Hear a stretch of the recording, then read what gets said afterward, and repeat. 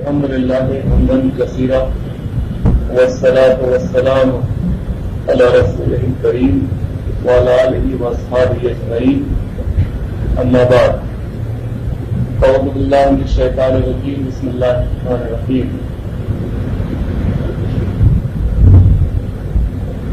وكذلك أعثرنا عليهم ليعلموا أن وعد الله حق وأن الساعة لا ريب فيها إذ يتنازعون بينهم أمرهم فقالوا ابنوا عليهم بنيانا ربهم أعلم بهم قال الذين غلبوا على أمرهم لنتخذن عليهم مسجدا.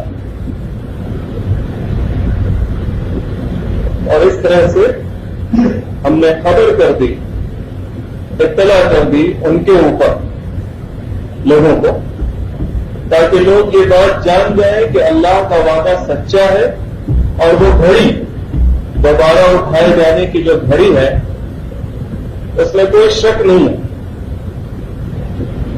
اور پھر جب لوگ ان حضرات کے بارے میں جو کہف غار میں جو لوگ تھے ان حضرات کے بارے میں جب باہر کے لوگ کہ جب ان کو خبر ہو گئی تب وہ جب آپس میں جھگڑنے لگے تو ان میں سے کچھ لوگوں نے کہا کہ یہ لوگ جہاں پر ہیں وہ جو غار ہے کہف وہاں پر ان کی ایک یادگار تعمیر کر دی جائے، ایک عمارت بنا دی جائے. اللہ ہی بہتر جانتا ہے ان کا معاملہ. لیکن اس وقت سماج میں جن لوگوں کا غلبہ تھا، جو لوگ سماج میں پالیسی میکرز تھے یا جن کی چلتی تھی، الذین غلبوا علی امرہم، وہ لوگ کے جو معاملات میں غلبہ رکھتے تھے، ان لوگوں نے کہا نہیں یہاں پر ایک مسجد بنائیں. یہ وہ آیت ہے جو گزشتہ جمعہ آخری آیت کے بعد کی ہے.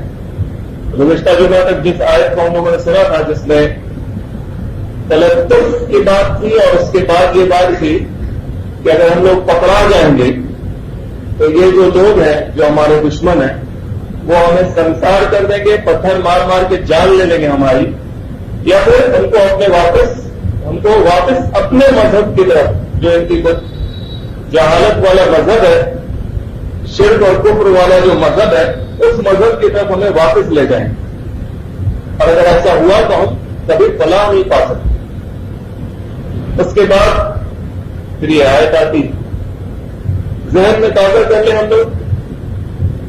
سورہ کہف گزشتہ ہفتہ شروع ہوئی تھی اور اس کی 1 سے لے کر 20 آیات تک کے مضامین کو ہم لوگوں نے سنا تھا، جس میں ایک واقعہ شروع ہوا تھا اصحاب کہف کا، ان لوگوں کا جو اپنے رب پر ایمان لائے تھے اور اس ایمان کے نتیجے میں دنیا ان کے دشمن ہو گئی تھی، اور وہ ایمان لانے کے بعد قاموں کھڑے ہوئے، یعنی ایمان لا کر انہوں نے اس ایمان کی تبلیغ کی تھی، اس ایمان کو دوسروں تک پہنچانے کی کوشش کی تھی اور حق بات لوگوں تک پہنچانے میں آگے رہے، کھڑے ہوئے، ظلم کے خلاف رہے ہوئے جو شرک کی شکل میں تھا. تو دنیا دشمن ہو گئی ان کی، حکومت وقت دشمن ہو گئی ان کی. تو اس کے نتیجے میں ان لوگوں کو اپنے شہر کو، اپنے جگہ کو چھوڑنا پڑا اور ایک غار میں جا کر یہ پناہ لینے کو مجبور ہوئے اللہ کے اذن سے. وہاں پر اللہ تعالیٰ نے ان کو ایک لمبی نیند کے لیے سلا دیا. فضربنا علی آذانہم، ہم نے ان کے کان پر تھپک دیا، یعنی سلا دیا ان کو ایک لمبی نیند. ساتھ میں ان کا کتا بھی ہے جس کا ذکر آگے ہوگا. پھر اللہ تعالیٰ نے ان کے وہاں پر رہنے کا بہترین انتظام کیا. سورج کس طرح سے نکلتا تھا اور اس کی گرمی جو جن چیزوں کو خراب کرتی ہے اس گرمی سے یہ لوگ کس طرح سے بچے رہے. اللہ تعالیٰ نے ان کو کروٹیں بھی دلائی وغیرہ وغیرہ. پھر جب یہ نیند سے جاگے اللہ کے حکم سے، انہیں پتا نہیں ہے کہ ہم اتنی لمبی نیند لے چکے ہیں. بھوک لگی تو ان میں سے آپس میں طے ہوا کہ ایک آدمی کو یہ رقم دے کر، چاندی کی شکل میں جو رقم تھی وہ رقم دے کر بازار بھیجا جائے تاکہ بازار میں یہ ڈھونڈے کہ کہاں پر پاکیزہ کھانا مل رہا ہے، کیونکہ یہ مسلمان ہو گئے تھے اور ان کا سماج حرام خور تھا، یہ بات ہم لوگوں نے سنی تھی۔ تو پاکیزہ کھانا کہاں پہ مل رہا ہے، شہر میں جا کر ڈھونڈے، وہاں سے یہ کھانا لے جائے۔ اور اس میں جو یہ بات آئی تھی، یہ دو بات، کہ جب جاؤ تو تلطف کرو تاکہ کسی کو پتہ نہ چل جائے کہ تم کہاں، تم حق کے علمبردار ہو، تم باطل سے نبرد آزما ہو، اس کے مقابل کھڑے ہو، سینگ پکڑ رکھی ہے تم نے باطل کی، ایک ٹکراؤ ہے تمہارا اس کے ساتھ، تمہیں حکمت عملی اختیار کرنی ہوگی، حکمت و دانشمندی کے ساتھ اپنے آپ کو خواہ کے خطرے میں مت ڈالو، لیکن سینگ بھی پکڑے رہنی ہے، مقابلہ بھی کرنا ہے۔ تلطف کرو، ہوشیاری سے کام کرو، ہوشیاری سے، دشمن کو اپنے پیچھے لگا مت لو، اس کو تمہاری خبر نہ ہونے جائے۔ کیوں؟ اس لیے کہ اگر دشمن میں تمہاری خبر ہو گئی تو پھر وہ پتھر مار مار کر دھوڑ ہمیں مار دے گی، ہماری جان لے لے گی، یا پھر ہمیں اپنے جہالت والے مذہب کی طرف، جاہلیت والے مذہب کی طرف جو کوئی اور بت پرستی ہے، شرک ہے، اس میں واپس لے جائے گی۔ ایسا ہو گیا تو ہم پورے طور پر ناکامیاب ہو جائیں گے۔ ولن تفلحوا اذا ابدا، کبھی بھی ہم فلاح نہیں پانے والے ہیں اگر اس حال میں اس دنیا سے گئے، شرک کرتے ہوئے، کفر کرتے ہوئے۔ لیکن اللہ تعالیٰ کا جو پلان تھا وہ کچھ اور تھا، اور وہ پلان یوں ظاہر ہوا جب اللہ تعالیٰ ارشاد فرما رہے ہیں کہ ہم نے مطلع کر دیا لوگوں۔ اب یہ شہر جب غار سے نکلے کھانا لانے کے لیے اور ایک لمبی نیند سے سو چکے ہیں، باہر میں دنیا بدل چکی، یہ لوگ کبھی اسلام کے داعی ہوئے اور توحید کے پرستار تھے، ایک اللہ کی بندگی اور عبادت کرنے والے، بتوں کا انکار کرنے والے، اور جو انسان دوسرے انسان پر اپنی مرضی تھوپتا ہے، حکومت کرنے لگتا ہے، ایسے انسانوں کا بھی انکار کرنے والے تھے جو حکومت ہوتی ہے، بادشاہ ہوتا ہے، جو اللہ کا منکر ہوتا ہے۔ ایک وقت یہ تھا، لیکن وقت گزرا، ایمان والوں کی تعداد بڑھی باہر کی دنیا میں اور اسلام غالب ہو گیا، وہ شہر بھی مسلمان ہو گیا، اور پھر مسلمان ہونے کے بعد بھی ایک وقت گزرا، اور اتنا وقت گزرا کہ آگے والی جو آیت آتی ہے اس میں بات ہم لوگ سمجھیں گے کہ اتنا وقت گزرا کہ مسلمان ہونے کے بعد میں وہ ایسا مسلمان ہو گیا جیسے ہم لوگ ہیں، کہ اس کا صحیح اسلام اور صحیح اسلام کی جو تصویر ہے وہ مسخ ہو گئی، بگڑ گئی، پورے طور پر نہیں، کیونکہ پورے طور پر کبھی ایسا نہیں ہو سکتا، لیکن عوام لوگوں کی اکثریت جو ہے وہ اس بات کو، لوگوں کا ایک طبقہ جو ہے وہ صحیح اسلام کے روش سے، اس کے راستے سے ہٹتا بھی چلا جاتا ہے۔ اللہ تعالیٰ کہتے ہیں کہ ہم نے خبر کر دی، وَكَذَلِكَ أَرْسَلْنَا عَلَيْهِمْ، ان کے اوپر لوگوں کو خبر کر دی۔ وہ آدمی گیا ہوگا سامان پیسہ لے کر، تو 300 سال پہلے کا آدمی، اس کا کپڑا لگتا کچھ الگ ہوگا، اور جو پیسہ لے کر گیا ہے، جو کرنسی ہے وہ الگ تھی، حلیہ الگ۔ 300 سال پہلے کا آدمی سڑک پہ آئے گا تو لڑکے پیچھے دوڑنے لگے ہیں، اس کو دیکھا جائے گا، سب لوگ غور سے دیکھے گا۔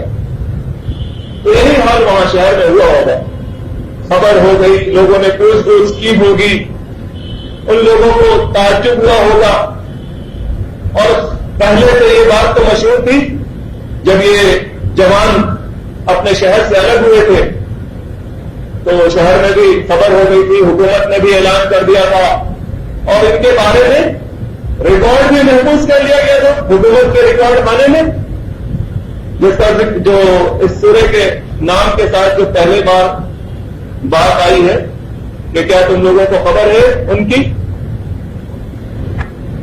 وہ بستی والے اور وہ لوح والے، وہ تختی والے، ان کا جو ذکر ہے، تو وہ ریکارڈ وغیرہ نکال کر دیکھا گیا اور ان لوگوں کے بارے میں خبر ہو گئی۔ اب ایک بھیڑ لگ گئی، بہرحال وہ صاحب واپس ہو گئے، اللہ تعالیٰ نے ان لوگوں کو جو غار میں تھے مومنین شروع کے، ان کو پھر نیند والی موت, صحیح والی موت دے دی اور وہ وہاں پر مر گئے, موت آ گئی, ان کی وفات ہو گئی. وفات ہو گئی. یہ ایک واقعہ ہوا کہ بھائی 100-300 سال پہلے کا آدمی آ گیا تھا جس کے بارے میں کہانیاں تھیں, لوگوں نے سنا تھا.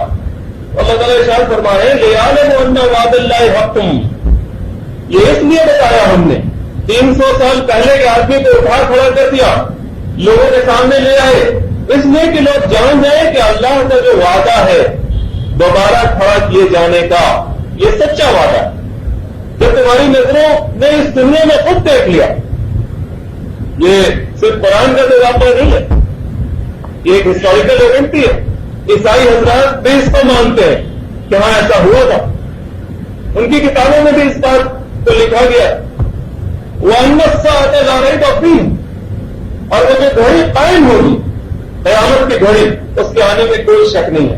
اس بات کا علم لوگوں کو ہو جائے کہ ہم اس دنیا میں آئے ہیں تو ہمیں دوبارہ کھڑا ہونا ہے. یہ جو موت ہوتی ہے ہماری, اور یہ جو ہم مٹی میں ملا دیے جاتے ہیں اور ہمارا جسم سڑ کر جاتا ہے, تو یہ ہم ختم نہیں ہو جاتے. وی آر اسٹل الائیو,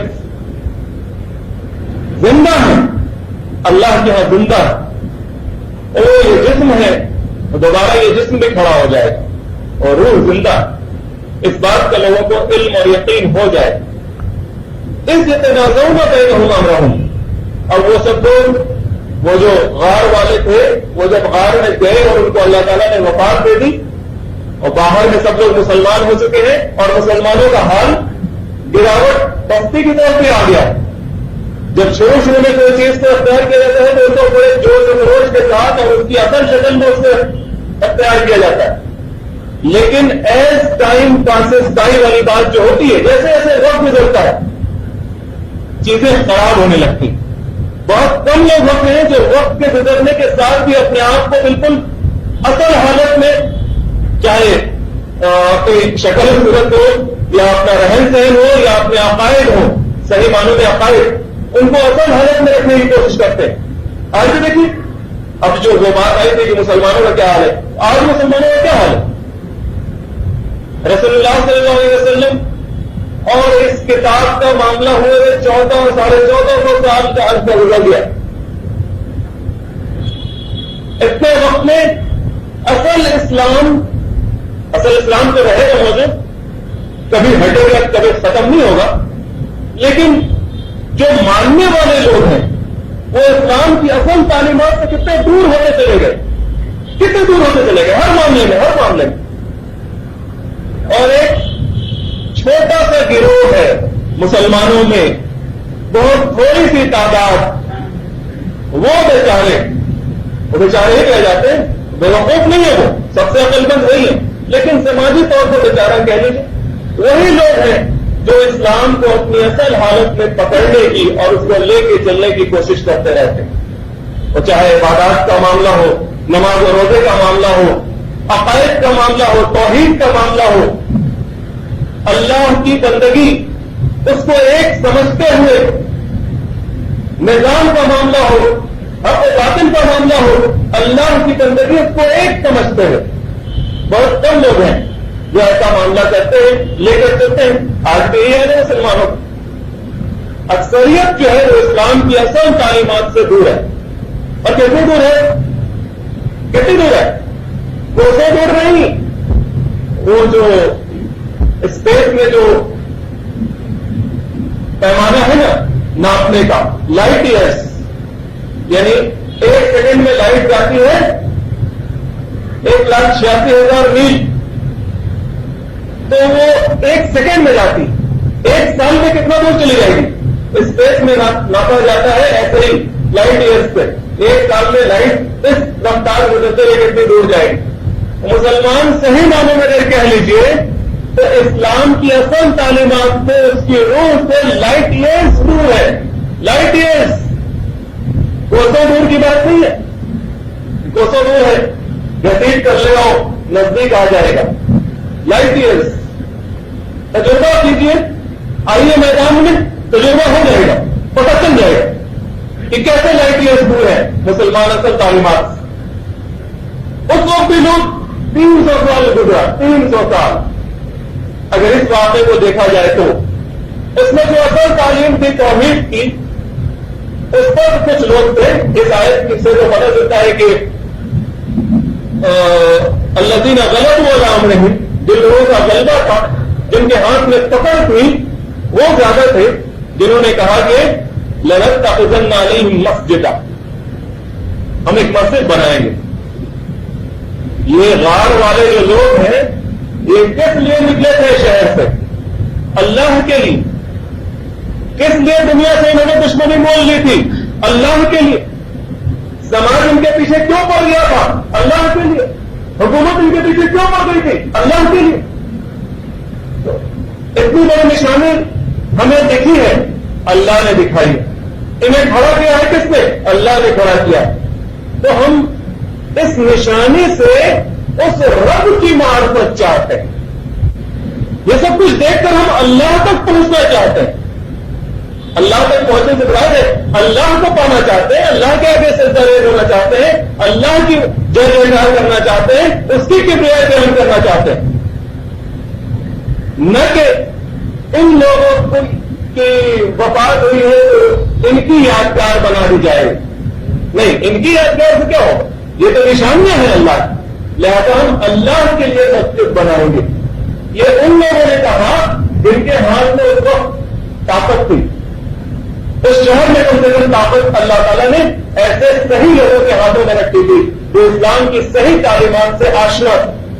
لیکن ایک طبقہ تھا نا جو یہ کہہ رہا تھا جب جھگڑا ہوا اس یتنازعون بینہم امرہم, جب ان کے معاملے میں ان کے درمیان جب جھگڑا ہوا تو ایک طبقہ تھا جو کہہ رہا تھا فَقَالُوا عَلَيْهِمْ بُنْيَانًا, ان کے اوپر ہم گنبد بناویں گے اور اس گنبد میں ہم پھول لگائیں گے اور جالی لگائیں گے اور شیشہ لگائیں گے اور ان کے اوپر ہم ہار ڈالیں گے.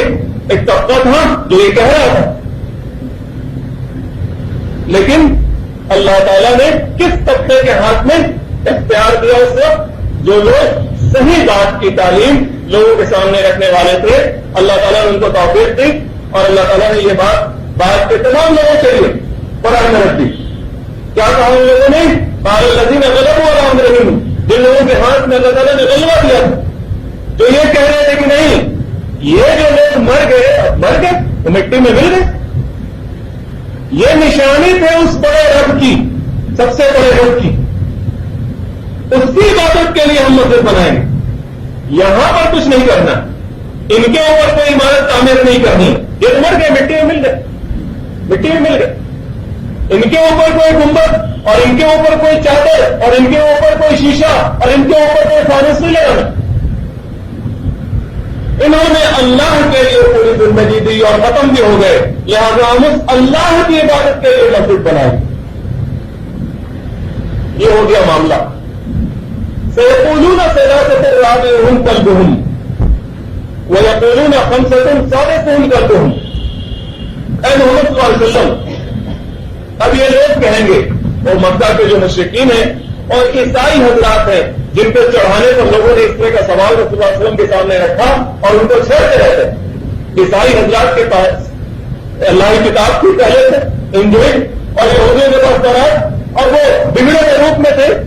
انبیاء کا آنا, فرشتوں کا آنا جانا, آخرت کا ہونا, ان سب چیزوں کا کچھ علم ان کے پاس سے تھا. تو وہ اپنے علم میں کوئی بات نکال کر رسول اللہ صلی اللہ علیہ وسلم کے سامنے پھینکتے تھے, اور مکہ کے مشرکین کے ذریعے اور مدینہ کے منافقوں کے ذریعے, تاکہ رسول اللہ صلی اللہ علیہ وسلم کو پریشان کریں کہ جواب نہیں دے رہے, اللہ کے نبی ہونے کا دعویٰ کرتے ہیں اور انہیں یہ نہیں پتا اور یہ نہیں پتا. یہ واقعہ بھی اصحاب کہف کا واقعہ بھی ان کی طرف سے ایک سوال کی شکل میں آیا تھا, جس کا جواب اللہ تعالیٰ نے یہ دے دیا. اور اللہ تعالیٰ کہہ رہے ہیں کہ اب اس کے بعد بھی یہ لوگ یہ کہیں گے جو اول پیغام تھا اللہ کی بندگی کا, وہ پیغام اللہ تعالیٰ نے سنا دیا کہ وہ جو غار والے لوگ تھے, وہ کہف والے لوگ تھے, ان کی زندگی کیا تھی, کیوں ہوئی, کیوں گزری, کیسی گزری اور کیوں ختم ہوئی, اور اس کے بعد بھی کیا معاملہ ہوا, یہ اللہ تعالیٰ نے جواب دے دیا. لیکن لوگوں کا حال یہ ہے کہ لوگ اس بات پر غور نہیں کریں گے, بلکہ ان کا بیان کس چیز پر ہے, وہ کہیں گے سلاست رابعہم کلبہم، اچھا وہ اللہ کے لیے زندہ ہوئے اور اللہ کے لیے لگ رہے، اس کو چھوڑیے، تھے کتنے وہ؟ ہمارے حساب سے تو بھائی 3 تھے، 3 آدمی تھے، چوتھا ان کا کتا تھا، کوئی کہے گا کہ وہ 5 تھے، چھٹا ان کا کتا تھا، رجل بالغیب، اندھیرے میں تیر چلا رہے ہیں، یہ تعداد کے بارے میں بھی اندھیرے میں تیر چلا رہے ہیں، اور اصل پیغام پر ان کا کوئی دھیان نہیں ہے کہ اللہ کے لیے جیا، اللہ کے لیے مرا، اس کا کوئی دھیان ہی نہیں۔ اللہ کے لیے دشمنی مول لی، دو ہاتھ کیا سماج سے اور حکومت سے اللہ کے لیے، گھر بار چھوڑ دیا، غار میں طرح جیسے ہو گیا اللہ کے لیے، کھڑا ہو گیا تھا دنیا کے سامنے اللہ کے لیے، اس بات کا دھیان ہی نہیں ہے، دماغ لے جا رہے ہیں۔ کتنے تھے؟ 3 تھے کہ 5 تھے؟ کتا تھا۔ وَيَقُولُونَ سَبَقُمْ وَسَامِرُهُمْ كَلْبُهُمْ، کوئی کہے گا کہ وہ 6 تھے اور 7واں ان کا کتا تھا۔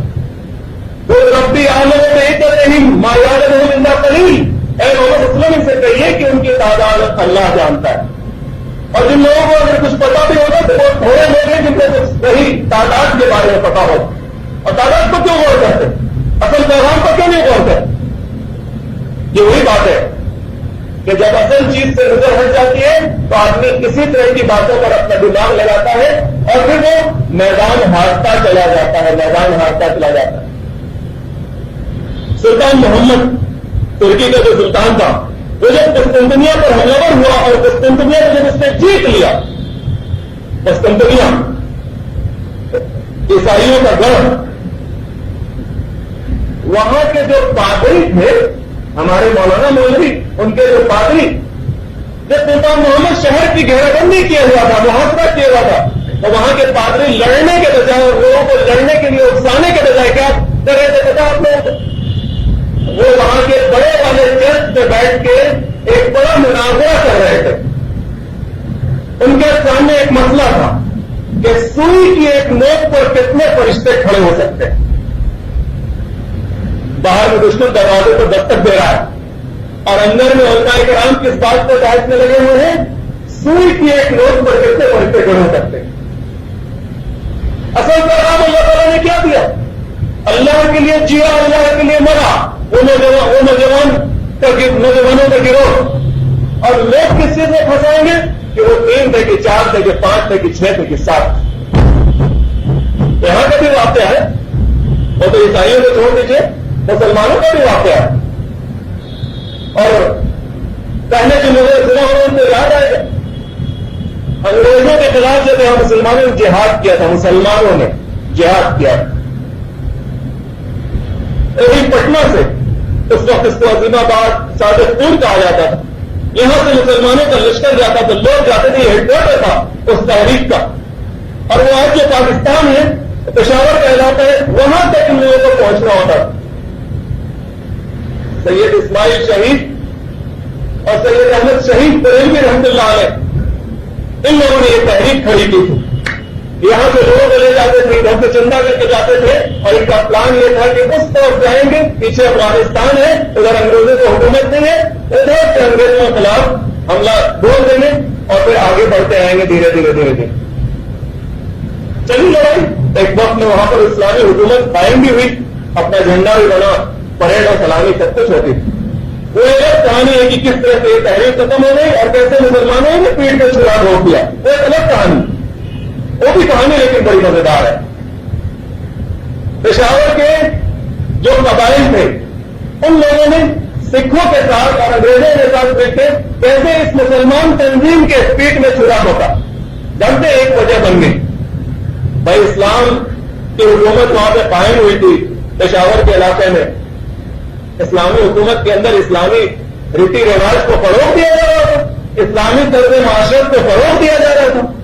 اب ادھر کے جو قبائل تھے ان کا رہن سہن ایسا، اس میں ان کا اپنا انداز، داڑھی موچھ کا عجب سے وہ بڑی بڑی موچیں رکھتے تھے، اسلام نے تو بڑی موچوں کو رکھنے سے منع کیا، تو یہ بات ان کو بہت بری لگی، ہماری موچیں کٹوا دے رہا ہے اسلام، یا پھر یہ اسلام جو یہ مولوی لے کے آئے ہیں، یہ اسلام ہماری موچیں کٹوا دے رہا ہے۔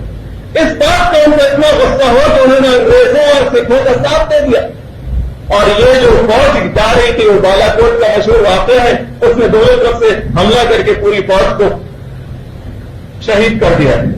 یہ غلط بات ہو گئی، اور وہ بات جو یہ ایک سوئی کے روڈ پر کتنے فرشتے کھڑے ہوں گے یا پھر یہ کتوں کا، یہ بہت امپورٹنٹ ہے، اس لیے ہم لوگ یہاں پہ رکے ہوئے ہیں اور اس بات کو یوں زیادہ سمجھنے کی کوشش کر رہے ہیں۔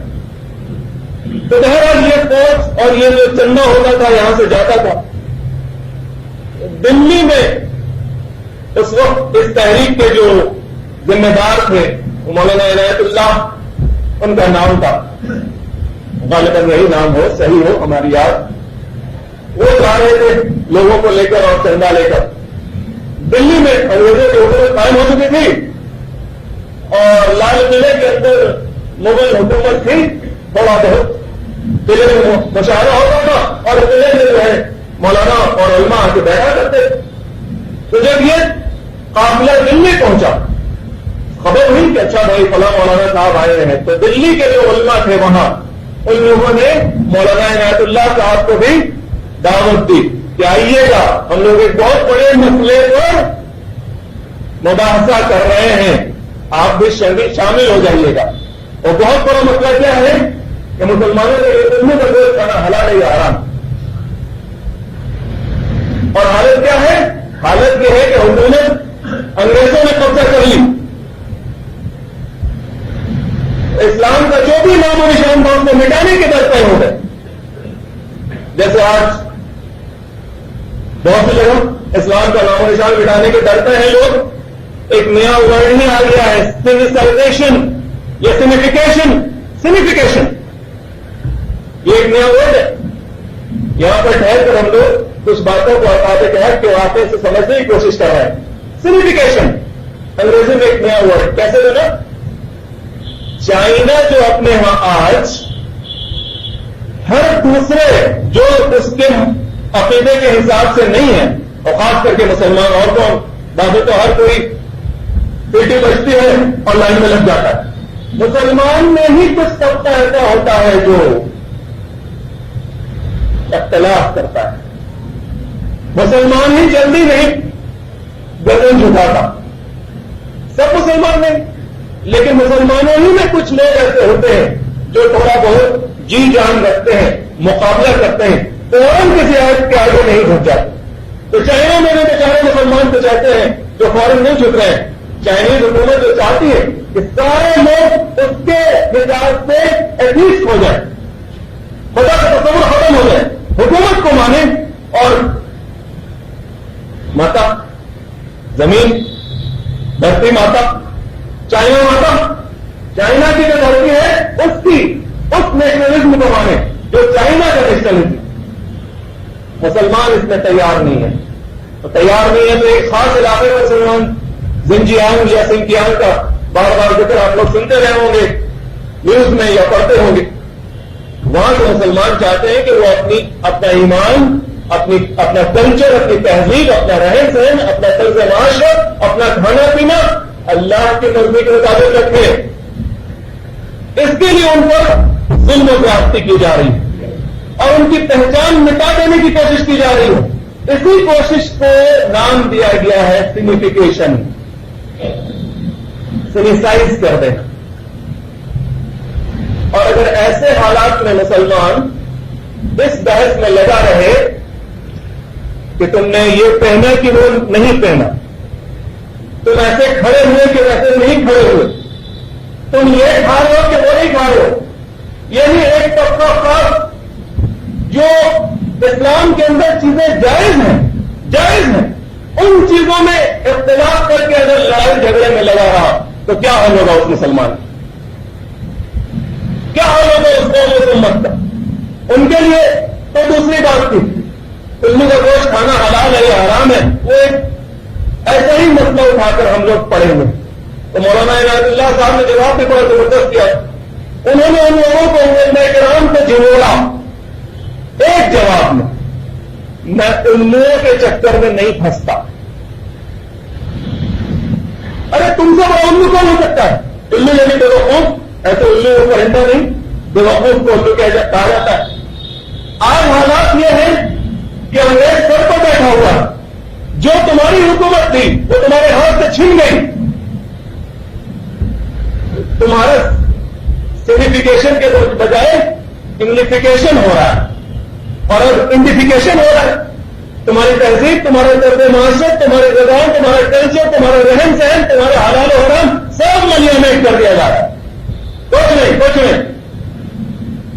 تم کیا حلال و حرام سمجھتے ہو؟ ہم جو کہیں گے وہ حلال، ہم جو کہیں وہ حرام.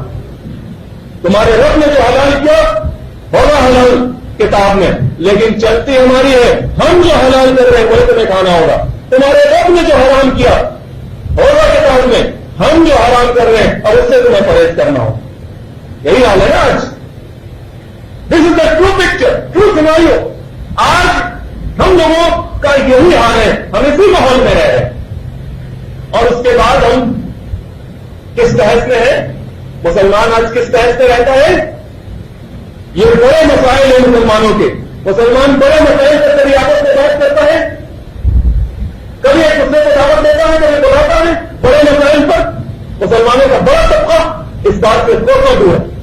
اور جہاں کسی کو یہ مائک ملا، یہ والا ایسا والا بہت کم ملتا ہے، مطلب مجلس میں وہ والا مائک ملا اور اگر اسے کہتا ہے مولانا صاحب مولانا صاحب مولانا صاحب، اور اس کو بلا لیا گیا ہے کسی مجلس میں اور اس مجلس کا نام مقرر کیا گیا ہے سیمینار، سمپوزیم، میلاد اور جلسہ، اور دیکھیے کہ وہ کس موضوع پر اپنے قوت بیان کو فرض کر رہا ہے، کس موضوع پر وہ اپنے آواز کو پھاڑ رہا ہے، کس موضوع پر وہ اپنی صلاحیت کو خرچ کر رہا ہے. اگر ایک طبقہ ہے جو اپنے کو بریلوی کہتا ہے تو بس مائک ملتے ہی کہ شروع ہو گیا وہاں بھی ایسے وہاں بھی ویسے اور اکبر مذہب ایسے اور تقدیر ایسے. اور میلاد منانے کو کون حرام کہتا ہے؟ اس کا اپنا انداز ہے. اس میں ایک اطلاع بھی ہے لیکن وہ ابھی موضوع نہیں رہے گا. کسی اور طبقے کو چوٹنے کو دیوبندی کہتا ہے یا دوسرے اور طبقے سے جڑا ہوا ہے، اس کو جب موقع مل گیا تو مسلمانوں کے اصل مسائل سے دور وہ اس کو ٹوپی پہنانے پہ لگا ہوا، وہ اس کو کرتا پجامہ پہنانے پہ لگا ہوا. اور بھی کسی کو موقع مل گیا تو وہ اپنے ہی حساب سے بس، یعنی ہر کوئی مسلمانوں کی جو اصل مصیبت ہے، مسلمانوں پر جو اصل آفت آئی ہوئی ہے، چاہے وہ ان کے اپنے ایمان کی کمزوری کی وجہ سے آئی ہو، چاہے دشمنوں نے دین کے سازشوں کے نتیجے میں آئی ہو، دونوں وجہ ہے نا. تو ایک وجہ نہیں، دونوں وجہ. مسلمانوں کو صحیح معاملے میں کوئی روڈ میپ دینے والا نہیں، کوئی صحیح راستہ اور صحیح رہنمائی کرنے والا نہیں ہے، الا ماشاء اللہ، الا ماشاء اللہ. تو سب کا دماغ انہیں خراب ہوا ہوا.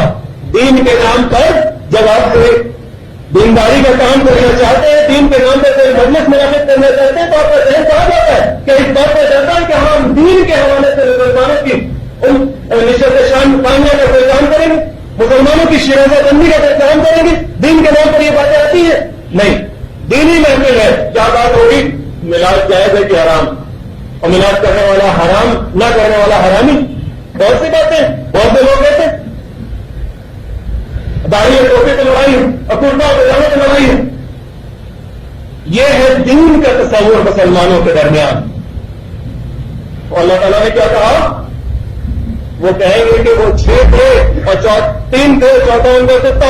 وہ کہیں گے 5 تھے، چھٹا ان کا کتا 7 تھے اور 8واں ان کا کتا. کہتے کہ میرے رب جانتا ہے اصل بات. ان کی تعداد بہت کم لوگ ہیں جو اس بات کو جانتے ہیں. فلا تمہارے فیہم الا ریاء ظاہرا.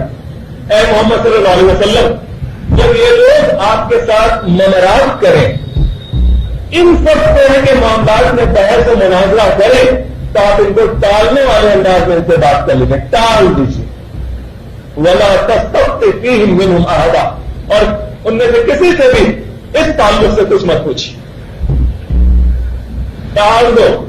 مولانا صاحب کو جو آئے ہیں اور چیخ رہے ہیں میلاد اور ٹوپی پر چیخ رہے ہیں، ٹال دو، ہٹا دو. وہ تمہارے ٹرو لیڈر نہیں ہے، وہ تمہیں اللہ کی بندگی نہیں سکھا رہے، وہ تعداد گنوا رہے ہیں. 3 تھے اور چوتھا کتا، 5 تھے اور چھٹا کتا، وہ یہ کام کروا رہے ہیں. وہ یہ پیغام نہیں دے رہے ہیں کہ کیوں لڑکے غار میں گئے، کس طرح یہ لڑکے کھڑے ہوئے، کس طرح انہوں نے حق بات کہی، اور کس طرح اس کے نتیجے میں دنیا ان کی دشمن نہیں، اور کس طرح سے انہوں نے ہوشیاری دکھائی، اور کس طرح سے ان کی تعلیم پھیلی، اور کس طرح سے اللہ کے نام کا بول بالا ہوا۔ جو یہ پیغام دے رہا ہے، جو لوگ اس بات کی تعلیم دے رہے ہیں، وہ مسلمانوں کے صحیح راہبر اور رہنما ہو سکتے ہیں، ورنہ باقی لوگ تو بس تعداد گنوا رہے ہیں، دین دیش اور کتا، باقی لوگ الو کا گوشت کھلانے کی تیاری میں ہیں، اور اللہ تعالیٰ کا حکم ہے فلا تمارے فیہم الا میرا، ان سے معاملات مت کیجیے، بحث و مباحثہ مت کیجیے، ٹال دیجیے، ان کو ٹالنے کے انداز ان سے بات کر لیجیے، ولا تستفتح منہم احدا، اور کسی ایک سے بھی اس تعلق سے کچھ مت پوچھیے۔ وآخر دعوانا الحمد للہ رب العالمین۔